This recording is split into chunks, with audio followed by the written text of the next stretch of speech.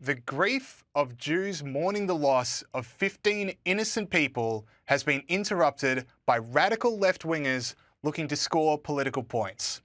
Let's take a look.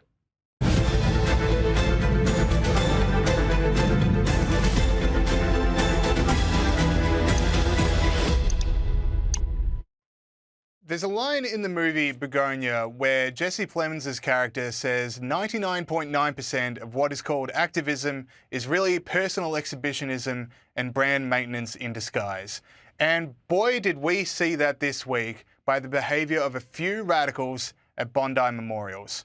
Jews couldn't even get one day to mourn in peace without politics coming in. Now, I know we have a lot of overseas viewers to these videos, so I'll set this up. This massacre of Jews has not come out of nowhere. Our country's spy chief warned just this year that anti-Semitism was the #1 threat our security organisation was investigating. And these warnings came loudest from within the Jewish community itself. Here is our country's former treasurer and one of the most prominent Jewish politicians of all time in Josh Frydenberg. Many of us have been warning that this day will come if the government did not take sufficient and strong action to safeguard its citizens. So how did we end up here? Well, there's a lot of reasons, but for the purposes of this video, I want to hone in on one: the attitudes towards the left of talking about anti-Semitism. Now, unbelievably, taking up the cause of eradicating anti-Semitism has become a divisive issue. Now, for some on the left, and I should say the right as well, to take up that cause became to support the Israeli government. And for others, it became a byword for talking about radical Islam. So while they may pay lip service to rejecting the oldest hatred we know, did they do anything? Not really. It's all a bit hard. So I want to introduce you to the Australian Greens Party. These are the radical left party of Australian politics. They're like AOC squads, but without the charm. And for the last 2 years, they have downplayed the threat of anti-Semitism, attended pro-Palestine marches, and turned our parliament into a backdrop for their anti-Israel stunts. But now that Jews have been massacred, they need to be front and centre of the mourning. Marine Faruqi, a senator who has worn a keffiyeh to parliament and once had to delete a social media post from a pro-Palestine march because she was posing next to a sign with a vile message on it, felt it was the right thing to do to attend the memorial. Do you reckon the Jewish community needed to see her? Someone who has angered them so much the last couple of years? Well, she didn't give them a choice. She went anyway. And luckily, my Sky News colleague Sharry Markson and a few vocal members of the public had a few questions for her. It's Sharry Markson here from Sky News. Haven't you only fueled the anti-Semitism crisis by your aggressive rhetoric over the past 2 years?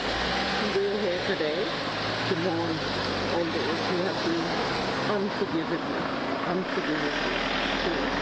We are here mourning and giving respect to the community. You have been at pro-Palestinian protests where they have Shame called on you. for intifada. Blood's on your heads. You have been Shame at on you. pro-Palestinian protests You're a disgrace. where there have been calls for intifada and death to the IDF. How does this lead to anything else other than the terror attack that we saw here last night? We are here today to give respect. Do you regret being at those pro-Palestinian protests that have only fueled anti-Semitism? Today is about heart and humanity for those who have lost their loved ones, for those who have been injured by this. Are you surprised? You can't possibly be surprised that your actions have been among those that have led to this. Would you like to apologise to the Jewish community? I am here to provide support for the Jewish community and everyone else. Would you like to apologise? Who has suffered what has happened here yesterday. That's what I'm What do you here have to for. say?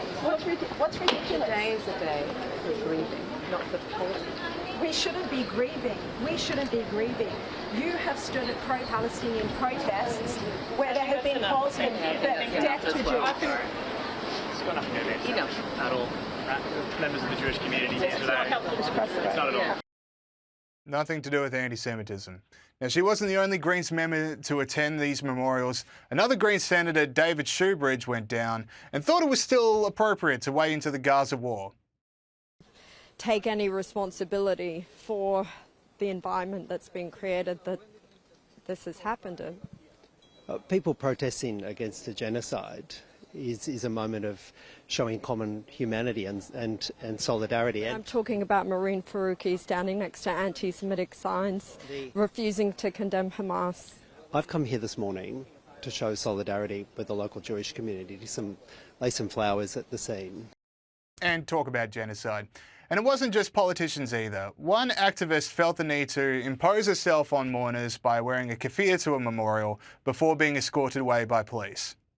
She was wearing a Palestinian keffiyeh and refusing to leave despite repeated demands from those attending this makeshift vigil here at Bondi Pavilion. Police surrounded her, and after about 10 minutes, about 20 officers escorted her from the scene. And you would think, after the embarrassment of being led forcibly away by police, there may have been some contrition from her. No. You've been speaking here repeatedly. Why have you come today? Because I have come today because I am Jewish. And why have I worn my keffiyeh? Because the Zionist Jewish community politicised this event by making it associated with the... People asked you to leave at the event. People asked you to leave at the event. Why did you remain? Why did I leave? Because I'm a Jewish person entitled to law. You've antagonised a lot of people today, a lot of police resources to protect you today. Do you think that's fair? I hope that those resources are needed to protect me from a bunch of Zionist Jews who want to attack me. Do you think turning up today was the right idea? We are not the aggressors. Well on to my colleague Caroline Marcus there. But did you hear that activist? Mourners politicise the event. Not the gunman who mowed down 15 people at a Hanukkah event. Apparently that's not a political issue. It's the mourners who made it political with the presence of an Israeli flag. And the gall at such a vulnerable time in our community to make that many police leave an event like that to escort you away. What if there was another attack? How would you feel knowing that that many police could have been somewhere a bit more productive? These acts are so shameful. Now, I am sure these three felt terrible about what happened on Sunday, because anyone with a conscience would. But the moment is not about them. It is about Australia's Jewish community. Now, I wish those three would have had some sense of knowing what the right thing for the world is and stayed home, rather than just this performance, personal brand management by going. All right, that's it from me. There's been so many excellent pieces of commentary by my Sky News colleagues on the massacre this week. Please spend some time on our channel watching them and subscribe to the channel so you don't miss any others.